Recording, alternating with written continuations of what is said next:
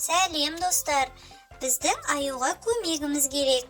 Әуе шарымен ұшып келе жатып, пішіндерінің барлығын жерге түсіріп алыпты.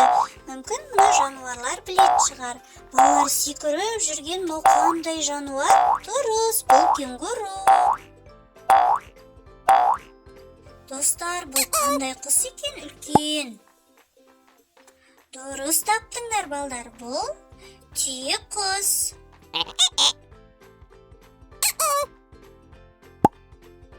Достар, ағаштың қасында тұрған қандай жануар? Дұрыс, ол коала. Ой, достар, қандай қорқынышты. Бұл қандай жануар? Дұрыс, жылан. Пішіндерді жануарлар алмаған сияқты, иә достар? Қанекей дұрыстап қарайық.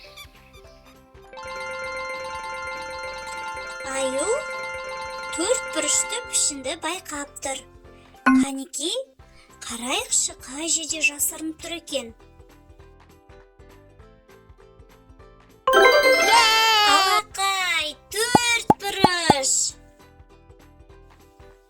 Енді достар, жұлдызшаны табайық. Ура, жұлдызша! Енді үш бұрышты табайық. Үш бұрыш. Шеңберді тауып алайық. Шеңбер. Жарайсыңдар достар, келесі кездескенше.